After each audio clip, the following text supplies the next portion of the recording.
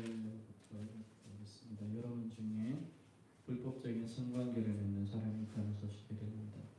이방인들에게도 용납되지 않는 그런 종류의 부도덕한 말입니다. 누군가가 그의 계모와 성관계를 맺고 있다는 것입니다. 그런데 여러분은 여전히 해이함에 빠져 있습니다. 오히려 그 일을 두고 통곡하고 그런 일을 저지른 사람을 공동체에서 배제하는 것이 마땅하지 않습니까? 몸으로는 떨어져 있지만 영으로는 함께 있는 나로서는 실질적으로 함께 있는 것처럼 그런 상황에서 이런 일을 저지른 그 사람에게 심판을 선고하였습니다.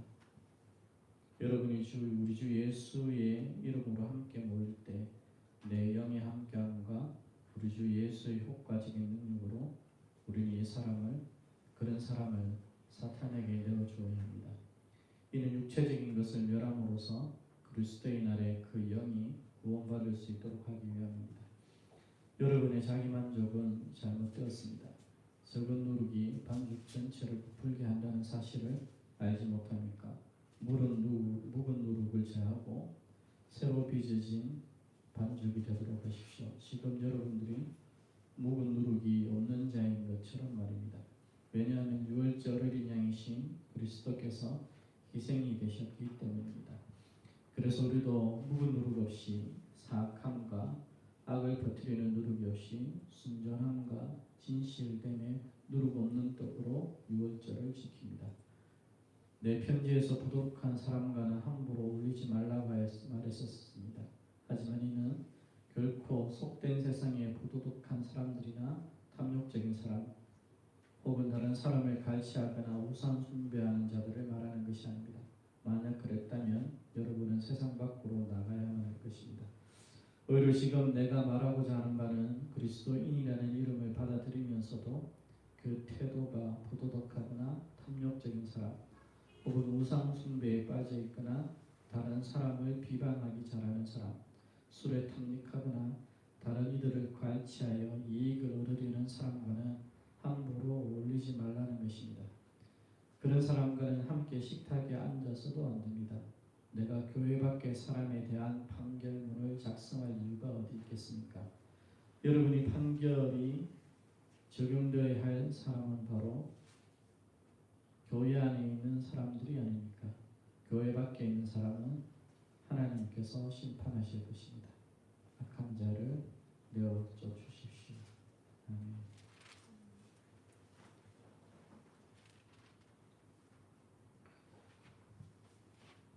고린도서 5장은 근친상간에 대한 이야기로서 바울이 신학적인 메시지들을 들려주고 있는 거라고 볼 수 있습니다. 바울의 메시지는 어느 순간에는 대단히 선명하고 칼을 자를 듯이 들려지기도 하고요. 어느 순간에는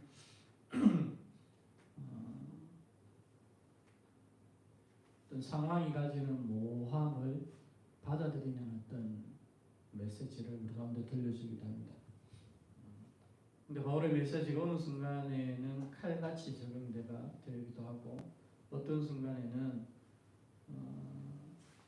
우리가 취하는 어떤 모성을 인정해주는 바라봐주는 메시지가 함께 등장하고 있는 이유들에 대해서 우리가 한번 생각해 보는 것도 필요할 것 같고요. 특별히 바울의 메시지가 고린도서를 예를 든다면 5장과 6장 같은 메시지들 속에서는 굉장히 칼같이 다가오고 있고요. 7장, 8장, 9장, 10장 이렇게 넘어가는 메시지들 속에서는 우리가 취하는 어떤 모성을 인정해주는 흐름으로 흘러가고 있는 거라고도 볼 수 있습니다. 그리고 바울이 5장과 6장과 같은 상황 가운데서 이렇게 칼 같은 선명한 메시지를 던질 때는 어떤 경우인가를 우리가 생각하게 될 때 우리가 살펴볼 수 있는 것은 우리의 정체성을 모호하게 만드는 것과 관련된 이슈에 있어서는 문제에 있어서는 바울은 굉장히 선명하게 칼을 기르는 것들을 보게 됩니다.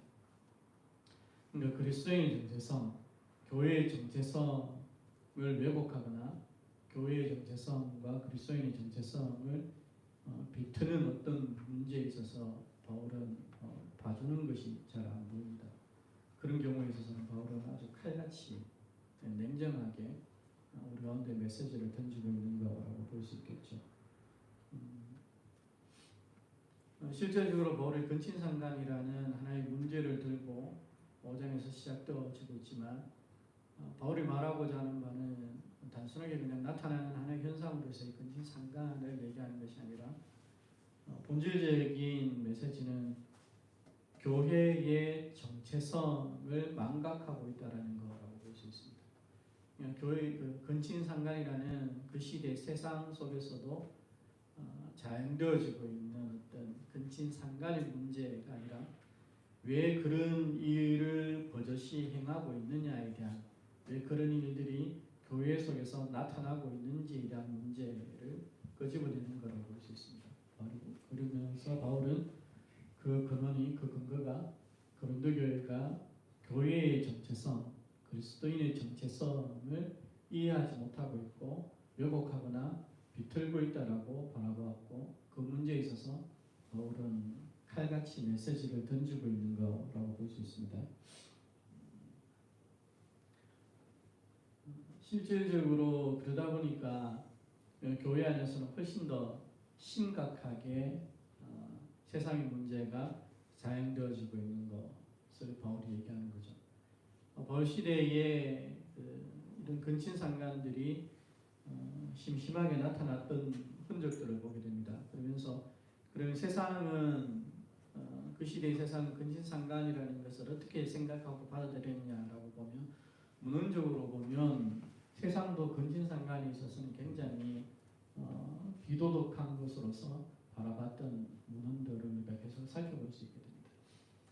그런데 이 세상의 이 근친상간이라는 문화가 교회 가운데로 들어왔는데, 오늘 고린도서 5장에서 우리 가운데 보여주고 있는 본문의 이야기를 들어보면 교회는 오히려 세상보다도 근친상간을 바라보는 시각이 훨씬 더 이상하다라는 것을 우리 가운데 말하고 있는 것을 보게 됩니다. 2절에 이렇게 하고 있죠. 그리하고도 너희가 오히려 교만하여져서 어찌하여 통한이 여기지 아니하고 그 일 행한 자를 너희 중에서 물리치지 아니하였느냐라고 얘기하는 거죠. 방관이라고 볼 수 있습니다.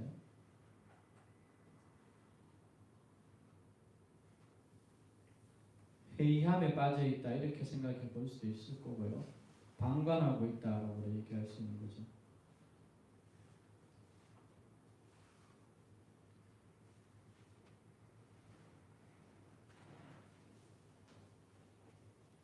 공동체에서 배제하는 것이 마땅하지 않습니까? 라는 의미를 2절에서 우리 가운데 들려주고 있는 것이겠죠. 그렇죠? 굉장히 자명한 원리를 바울이 얘기하고 있는 거라고 볼 수 있습니다. 이런 사람들을 볼 때에 교회는, 그리스도인은 이런 사람들을 바라보게 될 때에 방관해서도 안 되고, 그런 사람들을 그대로 방관한 채 교회에 머물게 해서도 안 되며, 그런 사람들을 향하여서 교회에서 그런 사람들을 배제시켜야 된다라고 얘기하는 장면이라고 볼 수 있습니다. 그리고 이것은 바울이 교회가 가지는 자명한 논리라고 얘기하고 있습니다. 근데 바울이 이것을 교회가 가지는 자명한 논리라고 얘기하는 것은 그것이 교회의 정체성에 부합되고 있기 때문이라고 얘기를 하는 것입니다. 그런데 실질적으로 교회 속에서는 세상 속에서도 허용하지 않는, 세상에 그 무너져 있는 기준 속에서도 허용되어지지 않는 일들이 교회 가운데에서 나타나고 있다라는 것뿐만 아니라, 교회 안에서는 그 일에 대해서 훨씬 더, 세상보다도 훨씬 더 낮아진 어떤 관점으로, 낮아진 기준을 가지고 그걸 바라보고 있고 방관하고 있음에 대해서 얘기하는 거죠.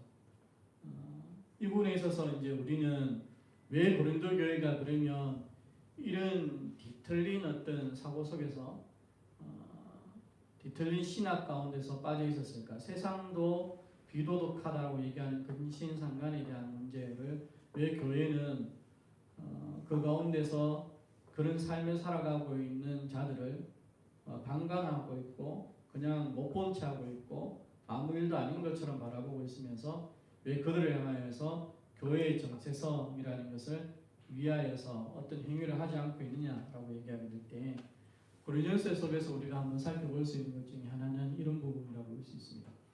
고린도서 6장 12절 속에서도 그런 얘기를 하고 10장 23절 속에서도 그런 얘기를 하는데 고린도인들은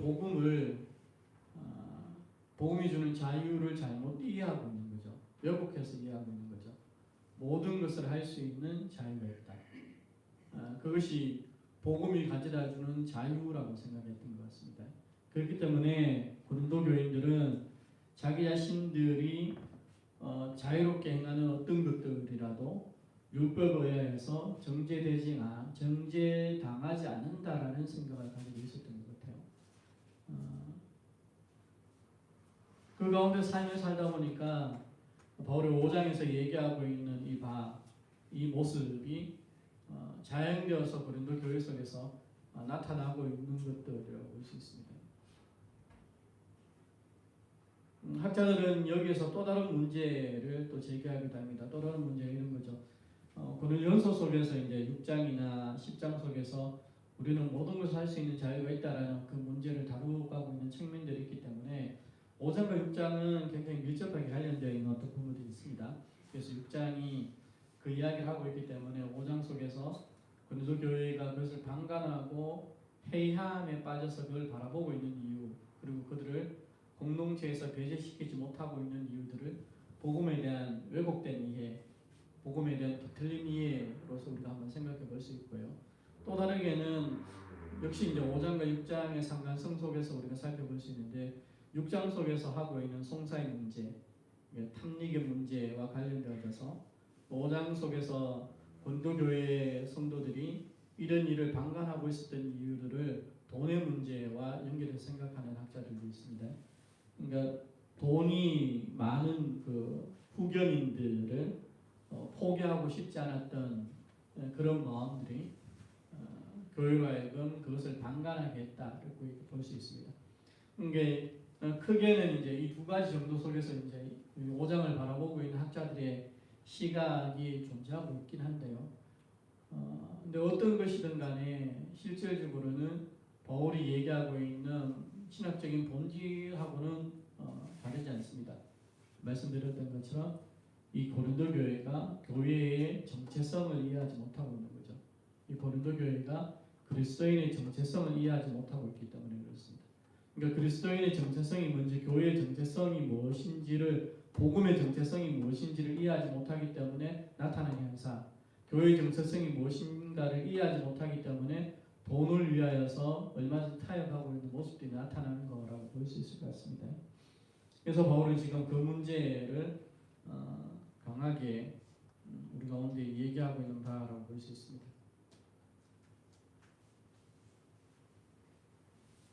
재미있는 것은 2절 속에서 고린도 교인들이 이것을 방관하고 그냥 보고 있는 거죠. 회의함에 빠져서 방관자로서 그냥 보고 있으면서 6절 속에서는 자랑하고 있는 거죠. 자기 만족 속에 빠져 있는 거죠. 너희의 자랑하는 것이 옳지 않도다. 너희의 자기 만족이 옳지 않다. 이렇게 얘기해 볼 수 있습니다. 그러니까 고린도 교회는 도무지 자기들이 살아가고 있는 삶과 자기들의 신앙이라는 그리스도인의 자기 정체성이 얼마나 괴리감을 가지고 있는가에 대해서 깨닫지를 못하는 겁니다. 단순하게 어떤 성숙하다, 성숙하지 못하다의 차원이 아니라 바울은 고린도 교회가 받아들이고 있는 복음, 고린도 교회가 자기 자신을 신앙이라고 생각하는 그 신앙인의 정체성을 지금 이해하지 못한다고 생각하는 겁니다. 그렇기 때문에 고린도 교회는 1절의 상황에 대해서 1절이 자연되어지고 있는 고린도 교회의 모습을 보면서 2절의 태도를 취하고 2절의 태도를 취하고 있음에도 불구하고 거기에 대해서 도무지 어떤 감각이 없고 오히려 자기 자신들의 삶에 대한, 자기 자신들의 신앙에 대한 자기 만족과 자기 자랑 속에서 오적거리고 있는 모습을 보인다는 것이죠. 우리가 교회의 정체성에 대하여서 생각하게 될 때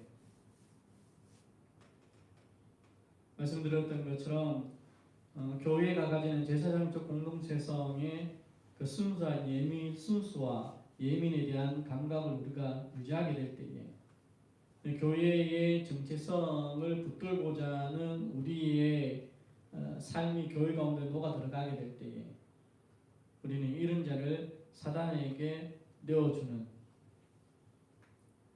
공동체 밖으로의 추방이라는 것들을 행할 수 있게 되겠죠. 사단에게 내어준다는 것은 공동체 밖으로의 추방이라고 좀 생각해 보는 것도 필요한 것 같습니다.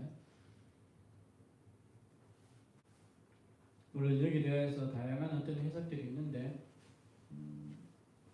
제 생각에는 공동체 밖으로의 추방으로 이해하는 것이 이 본문을 이해하는 데 도움이 되지 않을까라고 생각하고 있습니다. 그리고 이어나오는 육신을 멸하고 라는 어떤 부분들도 역시 죽음 아니면 질병 이런 것이라기보다는 말씀드렸던 것처럼 스스로 존재하고자 하는 그 삶에 대한 추구, 자기 충족적인 삶을 살아가고자 하는 그 욕망의 삶에 대한 추구 이런 것들과 관계된 거라고 볼 수 있습니다. 그래서 이러한 자들을 공동체에서 추방함으로 말미암아서 그들이 살아갔던 자기 자충족적인 삶에서 스스로 존재하고자 했던 그 삶에서 자기를 위한 그 삶에서 돌이킬 수 있도록 하고자 하는 의도가 이 속에 담겨져 있다고 볼 수 있습니다. 말씀드렸던 것처럼 바울은 5장 속에서 굉장히 칼 같은 메시지를 던져주고 있습니다. 여기에 대해서 교회의 정체성과 성도의 정체성과 복음의 정체성을 받아들이고 이해하면서 그 시각 속에서 우리 안에 있는 문제들을, 교회 안에 있는 문제들을, 우리가 행하고 있는 관점들을 돌이키지 아니하면, 또다시 좀 더 쉽게 얘기해서 이런 가운데 바라보면서 이 약한 자들을, 이 약한 행위를, 이 약한 사고를, 이 약한 철학을, 이 약한 관점을 우리의 교회 가운데서 벗어버리지 아니하면 너희가 구원을 받을 수 있다고 생각하느냐? 이 얘기를 던지는 거죠.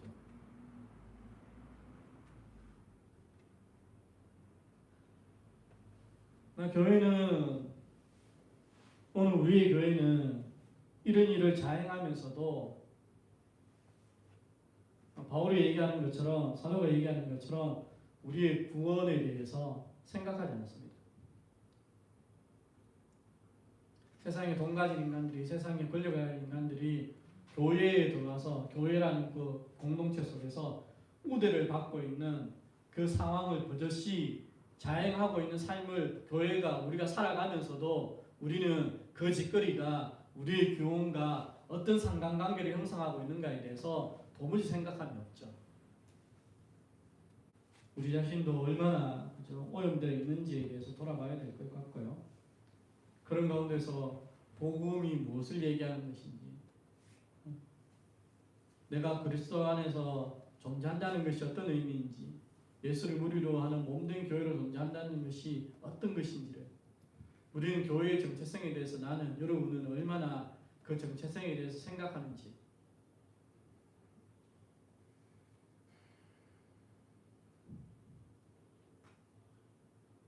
그런 부분들을 여러분들 다시 한번 생각하고 고민하면서 삶을 살아갈 수 있게 되기를 소망합니다.